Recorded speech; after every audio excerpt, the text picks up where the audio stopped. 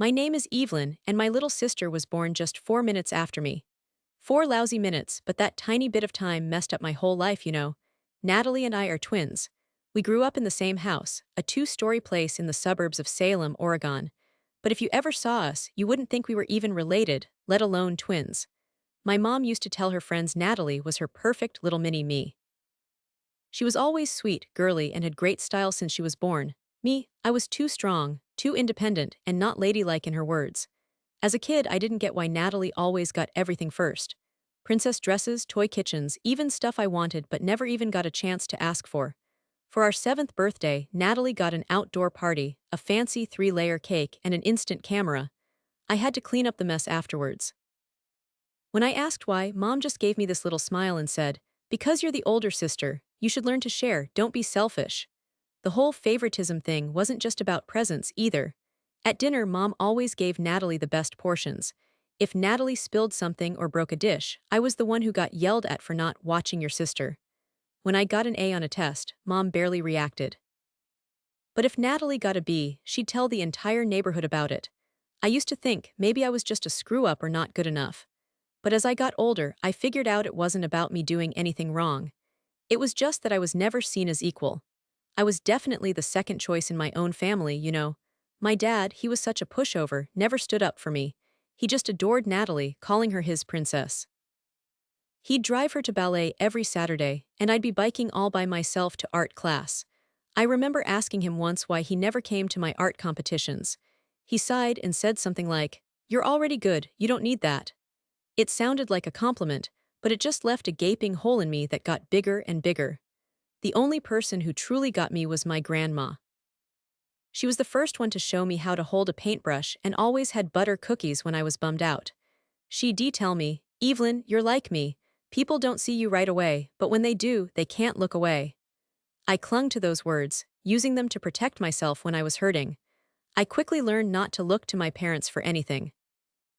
I basically taught myself how to do homework, how to mend my worn-out clothes while Natalie was off shopping with my mom. I learned to swallow my tears when my mom would say, "Why are you always so glum? Be more like Natalie." I hoped things would get better as we got older, but they never did. When we turned 18, my parents told me, straight up, that the college fund only had enough for one of us. And obviously, it was Natalie. They didn't try to soften the blow or anything. No apologies, just, "You'll figure it out, you're strong." And that phrase, "you're strong," just echoed in my head over and over again. I walked out of my parents' place with a measly $217, a suitcase full of old clothes, and the laptop my grandma gave me before she died. Everything I owned, I got on my own. From the second I left, I made a promise to myself. I wouldn't let anyone treat me like I was worthless ever again. I found a tiny room to rent near the community college. The walls were a dingy yellow. The old wood floors groaned every time I walked across them. But it was the first place I could truly call my own. No screaming, no criticism, no pretending I wasn't who I was. During the day, I went to school for graphic design. At night, I worked the cash register at a convenience store that was open all the time. Sometimes I was so wiped out that I'd almost fall asleep right there at the register. But I never whined. I didn't have the option. No help from my parents, no money saved up, no friends from back in the day to study with. It was just me and a bunch of dreams I hadn't made happen yet. I always worked harder than everyone else. Every project, I did extra work. For every personal project, I'd spend hours researching, changing things, and making it perfect partly because I loved it, partly to prove that I mattered. Eventually, it started to pay off. In my second year, I got a full scholarship through a program with a really good university in Seattle. That was the biggest turning point in my life. I remember my hands were shaking when I opened the email. I had to read it 3 times before I could believe it. The scholarship covered more than just tuition. It came with a monthly allowance. For the first time in ages, I could ditch my late-night gig and actually get some sleep. I shot my mom a text, letting her know. Nothing. 2 days later, she texted back, "Good." Then, "Natalie just got into this super cool yoga course, so she'll be teaching it soon instead of just the videos."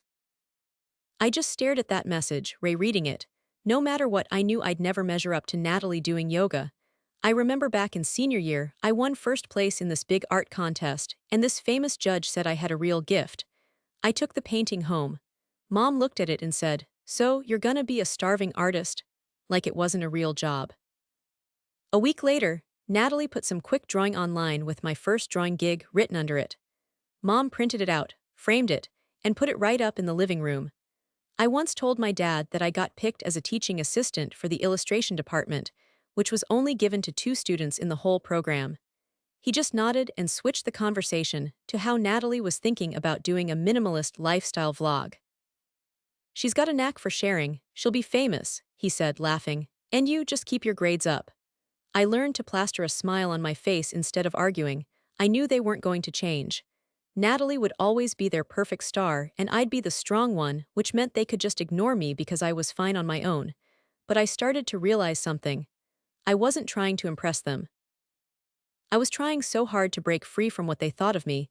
I didn't need them to say I was good, but I really needed to see that I was.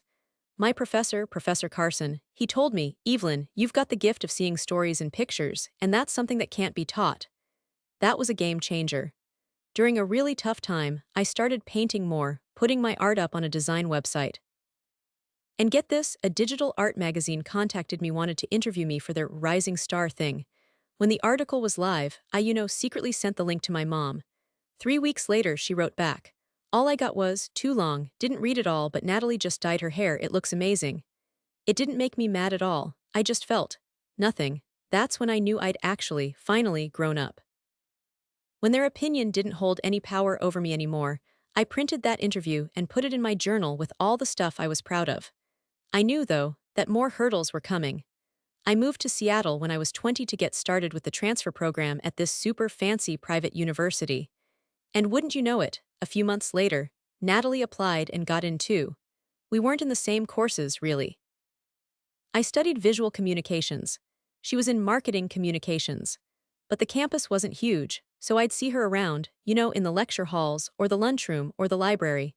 She always looked put together, like some expensive hoodie and perfect sneakers, and a fancy purse that I knew my mom helped her pick. And I remember the start of that school year. My dad rented a car just for Natalie when she arrived at college. I, on the other hand, took the bus almost an hour's ride from my cramped little apartment way out on the city's edge. I never said it out loud, but every time I walked through those school gates, it felt like I was entering a whole other world, one that just wasn't meant for me. Everything was sparkling clean, fancy, perfect, and I felt like I was falling apart at the seams. Natalie had the best dorm room on campus, a double she paid extra to have all to herself. Her parents paid for everything, tuition, and even sent her money every month so she could just focus on school. Me, I worked 3 jobs. Pizza place at night, cleaning the library early mornings, and squeezing in some freelance design work on weekends. Some nights, I barely slept, just working and studying, trying to make it work. My place was this tiny room with a beat-up old couch that I practically had to curl up on to fit, but I never complained. It wasn't that I wasn't exhausted, it's just that I was so used to relying only on myself. Then, one day in our visual communications class, the professor put us in groups for a presentation. Guess who ended up in my group? Natalie. Seriously, was that a coincidence, or the biggest joke ever? Anyway, we started brainstorming, and I pitched this idea for a campaign with illustrated graphics and interactive video. Natalie just kind of snorted. She said, "That's creative, but it's like way too complicated. We should do something simpler, easier to understand. How about a spring fashion theme, fun, bright, and totally viral?" Everyone else was on board with her, so I just went along with a nod, trying not to rock the boat. I wound up handling all the design work, editing the video, and adding the effects, while Natalie put together the slideshow and did the actual presentation. After class was over, the professor emailed me privately. He told me he knew I'd built the whole project. He saw leadership in me, but I needed to learn how to speak up and stand my ground.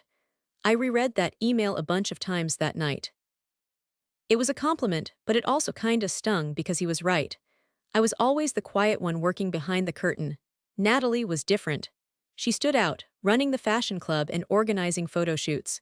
She always knew what to say and was considered charming and confident on social media. She had tons of followers. My parents were always telling relatives how quickly Natalie fit in, how she was a natural leader, how she knew how to build her personal brand. And me, once my mom called just to ask if I'd sent groceries over to Natalie yet, since she said she hadn't had time to go shopping. I didn't say anything. I just stood in my tiny kitchen, staring at the cheap ramen in my hand. I was speechless. I knew I wasn't invisible. I knew I was on the right track. But sometimes, watching Natalie getting all the attention at school events while I was standing in the shadows, my heart would just sink. I wasn't jealous of her. I just wished, just once, my parents could look at me and actually see me and say, "You did great, Evelyn." But maybe that wasn't ever going to happen. Right then and there, I knew I was done waiting around. Not everyone's destined to be noticed by the people they really want to impress, but that doesn't make them worth any less. At the end of my third semester, while everyone else was buzzing about spring break, I quietly started applying for internships. Nobody told me to, nobody cheered me on. I scanned the postings on the school bulletin board, fired off email after email, tweaking every line of my resume like my life depended on it. Natalie was different.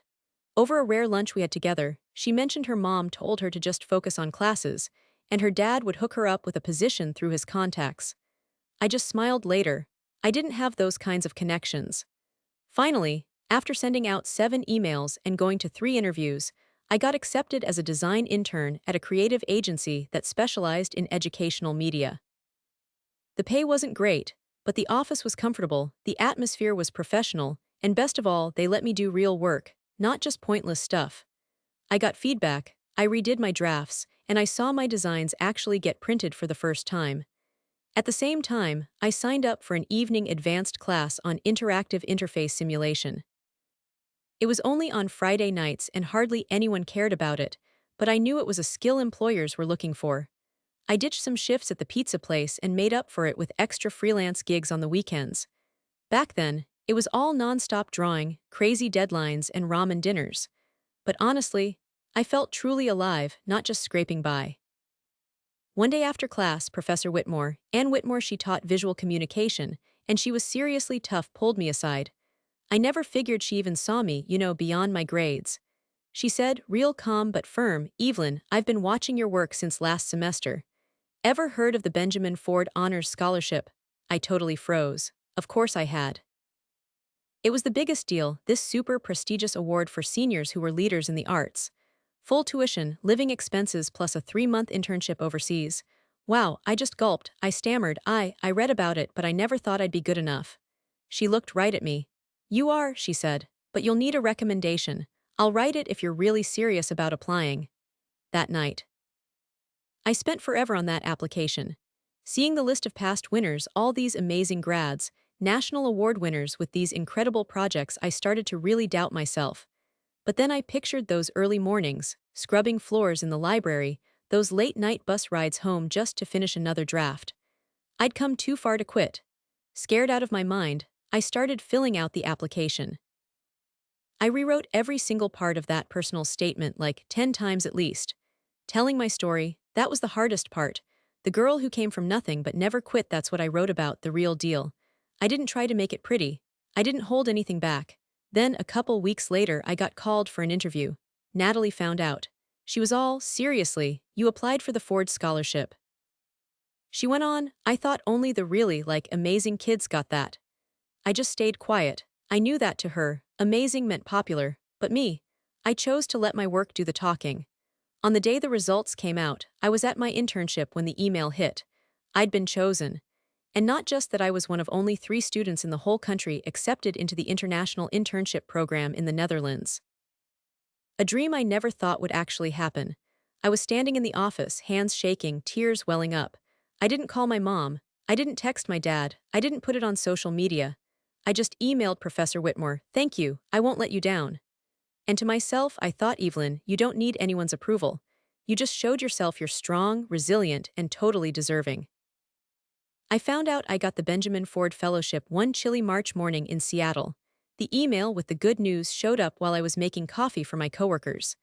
My heart started pounding when I saw the words, "Congratulations, you have been awarded the Benjamin Ford National Fellowship." I had to read it like 3 times to believe it. I'd earned one of the top 5 fellowships in the whole country. It wasn't luck. It was every single night I stayed up late, every tiny change I made, every little thing I did that nobody even saw. I pulled it off all by myself. The whole day I felt like I was walking on air. My coworkers gave me hugs. Professor Whitmore emailed a short, sweet message just saying how proud he was. I told myself I didn't need anyone's approval anymore, But that night, back in my cramped apartment, I texted Mom. I'd won the Benjamin Ford Scholarship, only 5 people in the whole country. I was one of them. I just stared at my phone, my heart beating like crazy, hoping, I guess, for a tiny bit of magic. Even after all the times I'd been let down, a little part of me still hoped things would be different this time. It took her 11 minutes to see my message. Then half an hour later she texted back, "Oh really? I'm cooking dinner. Tell Natalie to call you later. She just hit 20,000 views on her new makeup video." I just sat there, reading it over and over. After a long time I put my phone down and started laughing. It wasn't a happy laugh though. It was one of those hollow laughs that comes right before you start crying. Natalie never called. Nobody asked me anything about the scholarship, how much money it was, what it meant, how hard I'd worked for it. They didn't care, or if they did, it was only to measure it against some stupid YouTube video. I should have been mad, but I wasn't. I just felt empty. Maybe it's because I'd stopped expecting anything from them. That's the hardest lesson I've ever learned. Some people, no matter what you do, just won't see you. 3 days later, the scholarship people sent me the official invitation. They also invited me to the awards ceremony in New York the next month. Everything was paid for: flights, hotel, the whole shebang. I was standing in my room, holding this fancy, thick card, and it felt like I was finally holding what I'd always wanted: to be recognized, to be respected, to feel like I actually mattered. I didn't put anything online, no pictures, nothing. I just snapped a picture of the invitation and sent it to my grandma, the only person who ever truly saw me. She was gone, but I still kept her number in my phone. I still wrote to her whenever I had something to share. So this time I wrote, "Grandma, I did it. You said the world would notice me one day. I think you were right." The night before I left for New York, my dad called. That was rare. He just said, "Your mom mentioned you got a scholarship. That's good, congratulations." Then there was silence, no other questions, no more words. I almost said something back, but I didn't. Maybe silence was the only way to end a conversation that had never really started. I got on the plane with a small suitcase and the only nice dress I owned, which I'd borrowed from a friend, navy blue, simple but nice. At the awards ceremony, when they called my name, the entire room stood up and clapped. I walked up onto the stage under the bright lights, but my heart was completely calm. I didn't need my family sitting up front. I didn't need my parents to look proud of me. I'd made it. That was a fact no one could take away. I'd learned that you can't always make other people see how valuable you are. But you can build that value yourself, and then live a life that makes them wish they hadn't underestimated you. The awards hall in New York was just buzzing with cameras and lights. I was surrounded by the best students, some really respected professors, and big shots from major US media companies. The vibe was fancy but not too uptight, and honestly, I felt weirdly relaxed. When the host got up there and started announcing the Inspirational Leader of the Year award, which was a special honor for one lucky Benjamin Ford Fellow, I figured I'd just be clapping for someone else. But then he said my name, Evelyn Brooks, a communication design student from Seattle, who'd beaten every obstacle, both money problems and personal stuff, and made it all the way to the top through pure talent and sheer determination. I didn't really hear the rest after that. Everyone stood up, the spotlight hit me, and I walked up onto the stage to a ton of applause. I took the glass trophy, my hands shaking just a little, but my eyes didn't waver. This was my moment, and I knew I'd earned it. After the show, I got invited to a private networking event backstage for the top candidates. That's where I met Jacqueline Myers, the creative director of a huge international media company. I'd pretty much looked up to her since high school. "Evelyn, I've read your file," she said, shaking my hand.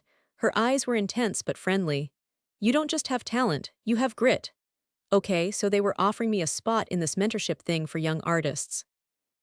They'd even pay for all my stuff, so I could just concentrate on getting better. I was totally holding my breath. This wasn't just a chance, it was a total game changer. I walked out into those pretty, soft lights of NYC after the thing was over. My phone was blowing up. Texts from friends, teachers, even some random people who'd seen my speech online. It had been shared like thousands of times in a couple of hours. Then I got a message from a number I didn't know. It was my mom. "I just watched your speech. You sounded so sure of yourself. Your father saw it too," she wrote. "Maybe we never really understood you." Just a short message. No "I'm sorry," no real acknowledgement. But it was the first time they'd kinda admitted I might actually be something. I didn't text back right away. I needed time not to forgive but to figure out if I still even wanted their approval anymore. The next day, Natalie called. I almost didn't pick up. "Hey," she said, her voice all quiet. "I just saw your video. I didn't think you were any good." I didn't say anything. She kept going, slower now. I'm sorry I always looked down on you. I thought you were just messing around." I didn't feel happy or sad, just nothing. Because sorry, especially the late ones, can't erase what's already happened. I'd come too far to go back and look for their okay. I said, "Thanks, Natalie," trying to keep my voice steady. I hoped she'd find something amazing for herself, not just to please mom and dad. The silence after that felt different. It wasn't that weird competition anymore. Maybe we were going our separate ways, and that was okay. That night I sat staring out the hotel window, watching the city lights twinkle on the little glass table. I fired up my laptop, checked my email, and shot Ms. Myers a quick reply. "I'm in, thanks for believing in me." Under all those lights, it hit me I'd really done it. It wasn't about copying someone else's success, this was my life, my own choice. I wasn't Evelyn, living in Natalie's shadow, the tough one who didn't need anyone. I was just me, and for the first time that felt right. A couple of weeks after the awards, Mom called out of the blue, inviting me home for dinner. She said something about a cozy meal, but her voice was softer, like she was tiptoeing around, scared I'd say no. I hesitated for a second, then said yes. I had no idea what to expect after all those years of being distant, but I figured it was time. Time to stop holding onto the past and just let it go. That afternoon, the old house on Evergreen looked exactly the same. Those cream curtains, the plaid couch, the wonky family photo on the shelf, all just like I remembered. But something felt different. I don't know if it was me or the way they were looking at me, but something felt off. Mom came in from the kitchen, a dish towel in her hand, her eyes all worried but hopeful at the same time. Dad was in the living room, his reading glasses perched on his nose. I knew he wasn't just reading. Natalie was up on the stairs, just watching us all. Dinner was awkward, lots of little talk. Mom talked about the new people next door. Dad asked about the weather back in New York. Natalie mentioned some marketing class she'd signed up for. I just sat there, feeling like a total outsider in my own home. Later, after we'd cleaned up, I called home. Mom asked me to come into the living room. Dad took off his glasses, and for once he looked right at me, no hiding behind anything. "We need to talk," Mom started, "about everything, about what happened." I sat up straight, hands on my knees, and said, "I'm listening." Mom looked at Dad, then back at me. "We weren't fair to you," she said. "I'm sorry, things were tough back then. We just figured you were strong, that you'd be okay." I took a deep breath. "Yeah, I know," I said. "I heard that my whole life, that I'm strong, that I'd handle it, that I didn't need anything." My voice was calm, but every word felt sharp, like a knife cutting through the silence. I looked them right in the eye, really looked at them for the first time. "But did you ever think," I asked, my voice shaking a little, "that maybe I wanted to be weak sometimes? That I wished, even once, you'd asked if I was tired, if I was okay? You never did, and now, honestly, I don't need it anymore." My dad looked away, this embarrassed look on his face. Mom just nodded, her eyes all red and puffy, but no tears fell. "You're still our daughter," she whispered, real soft. "Can we, try again?" I gave a little smile, kind of sad but mostly peaceful. "Try again maybe," I said. "But it won't ever be the same. I've got boundaries now. I don't need their approval anymore. I'm done with that one-sided love thing." I told them, "If you really want to know me, I'll tell you. But if not, I'm not waiting around." Natalie had been quiet the whole time, just standing there on the stairs. As I went to grab my bag, ready to go, she called out, "Evelyn." I turned. She came over, kind of shy. "Do you think you made things harder?" she asked. "I mean, Mom and Dad compare everything to you now. It's like I'll never be good enough." I really looked at her then. Natalie, who used to be their favorite, looked so lost and confused. "I never did anything to make you feel less than," I said softly. "I just lived the life I was supposed to live, and you can too, but you gotta do it yourself. Stop waiting for Mom and Dad to clear the path." Natalie hung her head, didn't say anything else. I didn't blame her. I knew it. If I used to be in her shadow, now things were changing, and that freaked her out. Driving home, I rolled down the windows, letting the wind wash away all the stuff from that night. I wasn't angry or hurt, just free. I moved to New York one morning in June. The sun was warm and the breeze felt like the whole city was saying hello. My suitcase rattled on the sidewalk, a nervous but excited feeling bubbling up inside me. It was a brand new start, one I'd worked hard for. Ms. Jacqueline Mayer's media company had officially hired me assistant project director. My first real job after college, And finally, somewhere my abilities were actually appreciated. The office was on the 22nd floor of a glass tower near the middle of Manhattan. Every morning, I'd stroll from my cute little apartment in Brooklyn, coffee in hand, breathing in the smell of those amazing pastries from the street carts. New York City was a whirlwind, always busy and noisy, but to me it was the soundtrack to my dreams. I felt like I truly belonged here in a way I never had before. The work was tough, don't get me wrong, but I loved the energy. Crazy brainstorming sessions, meetings that ran late, rewriting ideas at midnight, seeing our projects splashed across Times Square billboards, it was thrilling. My mom would text now and then, mostly holiday greetings or updates on the family I didn't really connect with anymore. I'd always reply nicely, respectful, but we'd grown apart. There was a space between us, not a bad space, just distance. Natalie texted sometimes too. A photo from her yoga class, a silly video with her friends. One time it was just a simple message. I suddenly remembered that pumpkin soup you used to make. I wasn't sure if it was just a memory or if she was saying sorry for something. Yeah, I still know how to make it, I said. Even though I'd moved on. Sometimes, late at night in this crazy city, my chest still kind of aches thinking about my family. It's not anger, it's just, I loved them so much, I lost myself completely. So I built a whole new life, something just for me, not based on what anyone else wanted. I got really good at cooking, decked out my little apartment with my own art, and even started going to art shows on weekends. My friends here in New York, they're all scrappers, all climbed back up after falling down. They don't know my past, and honestly, I don't need them to. One night we were out after work, having drinks, and one of them asked, "Evelyn, you're always so together. Have you ever, needed someone to rely on?" I just smiled, no bitterness or anything. Yeah, I have, I told them. But I learned to rely on myself. And you know what? It's pretty great. This city, it's taught me so much. I don't need anyone to tell me who I am. Distance doesn't always mean losing someone. Sometimes it's just the space you need to figure things out, to see what really matters. I'm not that girl anymore, waiting for my dad to notice me, or my mom to say she's proud, or a real hug from my sister. I'm Evelyn, the Evelyn I had to fight like hell to become. I still call home on holidays. Mom talks more now, mostly about healthy recipes or her neighbor's flowers. Dad usually just says hi and then goes quiet. Natalie throws in a few things here and there. It's obvious now that our family connection was just a duty, not a real bond. I didn't run away, I started over. I wanted a life where I could just be myself. And here in this crazy city, I finally feel like I'm truly alive. I turned 26 on a beautiful fall day in New York. No big party, no fancy cake, just coffee, a little pastry, and the sun shining into my fifth-floor apartment. It was amazing to think about how far I'd come. From being that kid always in my sister's shadow, to working my butt off at night while in school, to now, I have a job I love, great friends, and my own little place. I can finally breathe easy without constantly worrying. I don't feel sad or need their approval anymore. Those half-hearted birthday calls from Mom, I don't even wait for them anymore. I still answer politely, but it's not like I'm longing for something. It's just peace. I used to think family was forever, that I had to earn their love. But honestly, some family stuff is just habit. It's not about really knowing or caring for each other. The other night, I was working late to finish a big project. The desk lamp was on, and I looked up at my bulletin board, all covered in notes and stuff. And it hit me, I did all this, it was all me. Nobody pressured me to get anywhere. I was on my own, every single accomplishment was all me. I never had folks backing me up and cheering me on. But you know what? I had something way more important. I believed in myself even when nobody else did.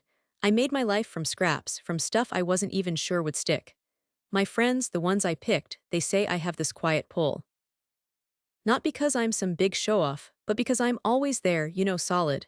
And they have no clue how long it took to get to that point, how many times I wanted to vanish just to get away from feeling so lost. I used to hope that if my parents saw me do well, they'd change. But I get it now. Not everyone is ready to say they messed up, especially after so much time. And I don't need them to admit anything anymore. Love, it turns out, isn't something you can spend your life chasing.